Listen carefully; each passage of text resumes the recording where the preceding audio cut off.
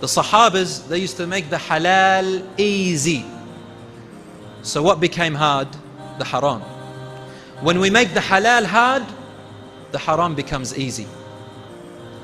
Mark my words, brothers and sisters. I'm talking to the parents. When you make the halal hard, the haram becomes easy. When you make the halal easy, the haram becomes hard. Open the doors for marriage, inshaAllah, and lower the dowry, and go in accordance with the Quran and the Sunnah. There is a culture among the youth which I fear, and that is that they are turning away from marriage, and if they get married, they divorce very quickly. Brothers and sisters in Islam, do not let the idea of haram relationships get the better of you. A lot of youth, they come to me and they say, brother, I want to get married, but I need to get to know the girl. And the girl says, I need to get to know the guy. How am I meant to get to know them if I don't go out with them? If we don't have coffee together, like the West teaches? Brothers and sisters, let me inform you about something very important.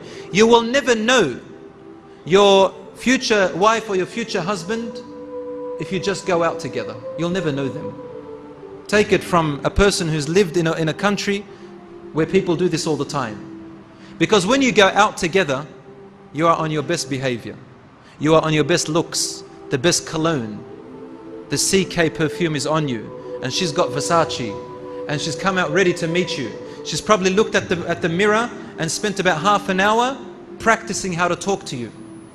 And you as well, looking at every little hair on your forehead, every little hair on your cheek. This all fades away within about 6 months of your marriage. The only thing that's left is the character. You will never know the true character of this person until you meet them in their home. You go the Islamic way, and you go and ask for their hand in marriage through their father first. A lot of youth, they come to me and they say, I need to get to know the girl first. And subhanAllah, how quick they are to jump on where? Where do they jump on to get to know them? The internet. And messaging, text. They start conversing. Are you interested in marriage? She's on the other side. She's got a username first, right? Let's chat. How did you know I was a sister? Oh, I looked at your profile and you had some really good, I'm interested in that too. And let's get into this conversation. And comes up to me and says, brother, it's in the interest of marriage. My intentions are pure. Your intentions are pure? You're doing this for Allah subhanahu wa ta'ala, but you're doing it your way? What do you think? You're making up your own religion now. So they chit-chat and they chit-chat and they chit-chat, right? First they attract each other. Then they meet each other. Then they look at each other. It's all good to now, right? They haven't touched. Then they want to touch. Then the touch turns into something else. And then finally, they fall in love. In love. Oh, if you only knew. Brothers and sisters, you don't know what love is. This is not love. This is lust, lust. The girl is thinking, oh, how romantic he is. He's like that movie I watched the other day, Twilight Saga. The boy, he thinks he's Rambo. Walking, tensing his muscles. She's thinking how romantic he is, walking me through the garden and the roses and the butterflies. He's got one thing on his mind.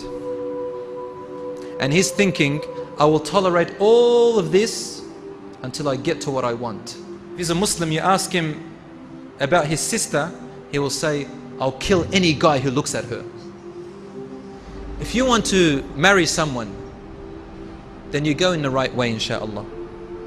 Go through her father first, before you go through the girl. Why? My sisters, I'm talking to you now. Sisters, you've never been a man before. You don't understand how men think. Let your father do the work, inshaAllah. And obviously the fathers, I encourage you to be a bit more courageous and find husbands for your daughters. Don't sit there and make it difficult. Open the doors for marriage, inshaAllah, and lower the dowry and go in accordance with the Quran and the Sunnah. So the brother comes to the father and the father likes him. Then you meet the daughter, and if you fall in love with her, alhamdulillah. But the other way, if you fall in love with each other, you come to ask for her hand in marriage, and then the father says, over my dead body. What are you going to do then? You've fallen for each other. What are you going to do? The boy is dreaming about her. She's dreaming about him. He's the love of her life. She's the love of his life. That's what the shaitan tells you. What are you going to do? They start to cry. They start to this. They want to commit suicide. So they elope. They run away together. So he goes and marries her for 2 months. That's what happens, my sisters. And that's one of the reasons why divorces happen. He doesn't want you anymore. There are brothers who get married and they want to marry a second wife. In culture, you know, in Arab culture, for example, marrying a second wife, it's difficult. So what do? They go for converts to Islam. They marry them 2 months, 3 months down the track, and then they divorce them. This is haram. Haram to use and abuse. There are married couples who are stricken by this internet business and Facebook, and Allah subhanahu wa ta'ala has given you this halal for you at home, and there are sisters who Allah has given you this halal man at home, but for some reason curiosity gets the better of you and you go to search the world, and divorces occur as a result. Fear Allah subhanahu wa ta'ala. My brothers and sisters, you are only putting yourselves into harm, and our children are being neglected. Our children are being taken away by others, وَالْعِيَاذُ بِاللَّهِ, and they are being raised by other people, while the husband and wife are too busy with their desires.